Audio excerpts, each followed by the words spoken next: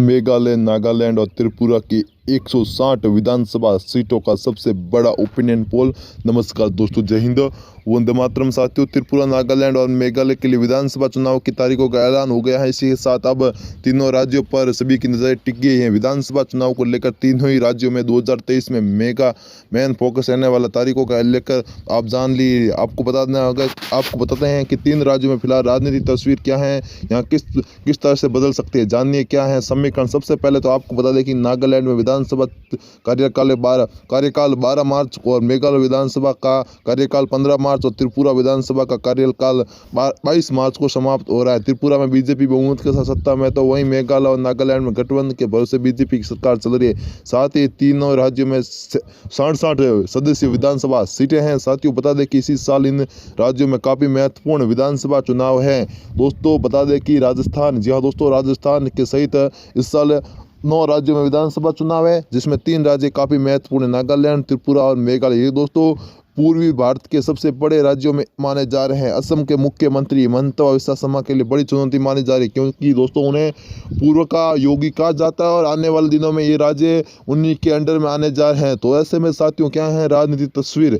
सबसे पहले बात करेंगे नागालैंड की। दोस्तों नागालैंड में वर्तमान में भारतीय जनता पार्टी गठबंधन के साथ चुनाव में, लेकिन जो ओपिनियन पोल सामने आ रहे हैं और बड़े बड़े सट्टे बाजार दावा कर रहे हैं, उसके हिसाब से दोस्तों यहाँ पर इस बार कांग्रेस पार्टी एक तरफा जीतती हुई नजर आ रही है। दोस्तों इन क्षेत्रों में कांग्रेस पार्टी का दबदबा है। तो आने वाले विधानसभा चुनाव में क्या रहेगी तस्वीर नागालैंड की। वर्तमान में भारतीय जनता पार्टी को बड़ा झटका लगता हुआ नजर आ रहा है। तो वहीं मेघालय की बात करेंगे। दोस्तों मेघालय में 60 विधानसभा की सीटें हैं और वर्तमान में भारतीय जनता पार्टी की सरकार है। तो ऐसे में साथियों, भारतीय जनता पार्टी को अपने ही राज्य में किला बचाने के लिए महत्वपूर्ण चुनौती कांग्रेस पार्टी से मिल सकती है, लेकिन जो वर्तमान के आंकड़े बता रहे हैं उसमें काफ़ी चौंकाने वाले आए। जी हाँ दोस्तों, काफ़ी चौंकाने वाले खुलासे हो रहे हैं। बता दें कि इसी साल, जी हाँ दोस्तों, इसी साल विधानसभा चुनाव गुजरात में जीत चुकी भारतीय जनता पार्टी मेघालय में भी सरकार बनाती हुई नजर आ रही है। दोस्तों मेघालय की 60 विधानसभा सीटों में से भारतीय जनता पार्टी 40 सीटें